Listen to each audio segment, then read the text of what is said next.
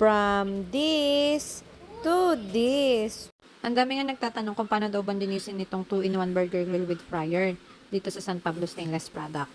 Para masagot ang inyong tanong, ito gumawa ko ng video paano nga balinisin. Gamit ang 2-in-1, nagluto kami ng burger patty ng kikiam dito sa 2-in-1.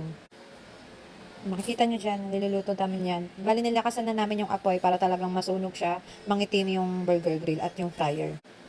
Eto, ganito na yung naging itsura niya after namin magluto. Nangitim na siya, pati yung mga gilid-gilid niya, yung metal plate, at saka yan sa lutuan ng fryer. Ito yung naging itsura nila. Ganyan sila kaitim. Kasi talaga nilakasan namin yung apoy. Tapos may binuhos ako dyan para pantanggal ng mga itim-itim na yan sa stainless. Tingnan natin yung magiging effect niya kung legit ba to or peke ba to. Tingnan natin. Tapos binabad namin siya magdamag. Tapos ito yon nangyari. Inis-is namin siya gamit itong Scotch Brite. Effective siya guys kasi tingnan nyo. Tsatsagain nyo lang siya ng kuskusin. Pero hindi na ganun ka-hard yung kuskus niya. Ayun, para na ulit siyang bago. Tapos yung kabilang side, ganun din. Effective siya. Babadin nyo lang siya magdamag. Tapos kinabukasan nyo na siya linisin. Kung talagang gusto nyo ng magandang effect. Ayan, binanlawan namin siya. Kumintab na uli siya na para bang bago na uli, ganun, yan.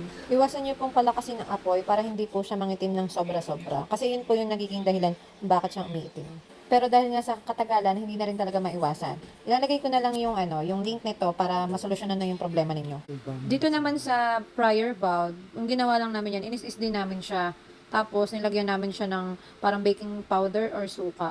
Okay naman siya. Talagang kailangan mo lang talaga siyang linisin ng sobra-sobra. Pero, tingnan mo, parang bago na uli. O, tanen, ang ganda, di ba? Yun. Ito na yung after niya na malinisan. Para na siyang bago na para bang hindi siya ginamit. Di ba? Ang ganda niya na ulit. Ang sarap-sarap na ulit magluto. Basta lagi nyo lang siyang lilinisan. Walang magiging problema dyan.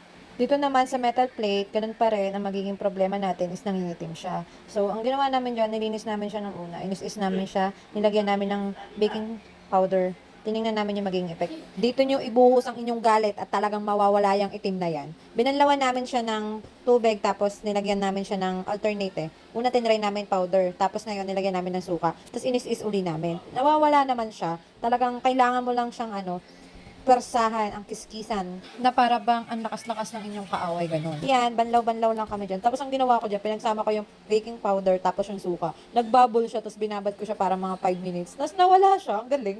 Nakakatuwa. Ganun lang siya, is-is-isin nyo lang. Tapos para mawala yung mga bakas ng kahapon. Kuskusin nyo lang yan ng kuskusin, tapos banlawan nyo.